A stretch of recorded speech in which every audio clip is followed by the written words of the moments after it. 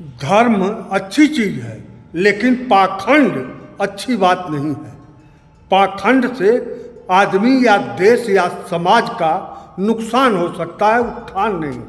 यह बात सभी जानते हैं, किसी को बताने की जरूरत नहीं है। लेकिन आज आस्था को पाखंड बनाने की जो प्रक्रिया है वह न देश हित में है, न समाज हित में है, न किसी के हित में नहीं है।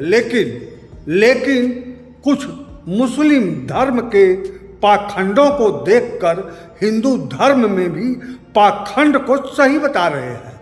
यह भारत देश की स्थिति कहां पर लाकर भारत को खड़ा करेगा, आइए देखते हैं। धर्म का मायने बहुत व्यापक है। इसे किसी एक परिभाषा में समेटना लगभग नहीं, एकदम असंभव है। और ख़ास तौर पर हिंदू धर्म बहुत व्यापक है, खुला है। हिंदू कहे सो हिंदू होई। हिंदू धर्म में पूजा पाठ करना कोई जरूरी नहीं है, मन से भी मंत्र जाप हो सकता है। ईश्वर के प्रति आस्था श्रद्धा दिल में होनी चाहिए, ऐसा ही धर्म कहता है। इसे दिखाने की जरूरत नहीं है। और पूजा पाठ करना भी बताया गया है, जरूरी है, ऐसा हिंदू धर्म में बंदिश नहीं है। कांग्रेस सरकार ने थोड़ा सा ढील मुसलमानों के प्रति बरती, मुस्लिम धर्म को दिखावटी बनाने में सहयोग किया तो असर धीरे धीरे व्यापक हुआ। आज हिंदू धर्म को दिखावटी बनाने के लिए सरकार बोलने वाली अस्तित्व में आ गई है। जाति के नाम पर उत्तर प्रदेश और बिहार में राजनैतिक पार्टियां सत्ता प्राप्त करने में सफल हुई तो इसकी काट में धर्म के नाम पर राजनीति करके सत्ता पर कब्जा जमाया गया। जाति और धर्म के नाम पर भारत की उन्नति का ध्यान किसी सरकार को नहीं आता। दुष्परिणाम हमेशा दिखाई दे रहा है। लेकिन जनता बराबर जाति और धर्म के नाम पर ही मूव करती है। ऐसे में राजनीति में भी यही मूवमेंट जारी है।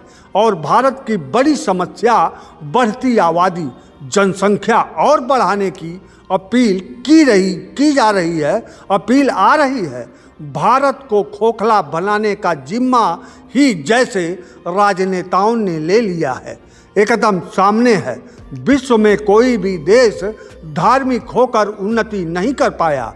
विश्व के एक भी धार्मिक देश की हालत सही नहीं है और विश्व का कोई भी धार्मिक देश विकसित देश नहीं है। ऐसे में भारत को धर्म के नाम पर विश्व गुरु बनाने की नकली दवाई खाने की सलाह दी जा रही है और इसी नकली दवाई को विकसित देश बनाने के लिए सही दवाई बताई जा रही है।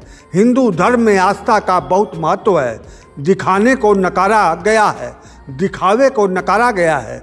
शास्त्र में आज माहौल ऐसा बना दिया गया है कि बिहार में एक निहायत ही रद्दी व्यक्ति गेरुआ वस्त्र पहनकर पगड़ी लगाकर राजनीति में सफल होने लगा।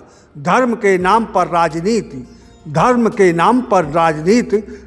के नाम पर राजनीति भारतीय संविधान के भी खिलाफ है। और वर्तमान में संविधान के नाम पर ही राजनीति शुरू हो गई है। धर्म और जाति का राजनेताओं ने कबाड़ा करने के साथ ही संविधान को भी कबाड़ा बनाना शुरू कर दिया है। वर्तमान की हालत भारत को और पिछड़ा बनाने वाली है। ऐसे में भारत फिलहाल 1 सदी यानी 100 वर्षों तक विकसित देश नहीं बन पाएगा। विश्व गुरु ऐसा कोई पद पूरे विश्व में कहीं है ही नहीं।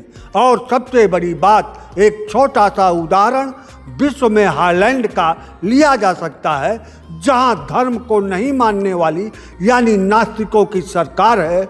और ओलंपिक में अभी हालैंड ने इस बार के ओलंपिक में 32 स्वर्ण पदक जीता और भारत ने ओलंपिक में एक भी स्वर्ण पदक नहीं पाया।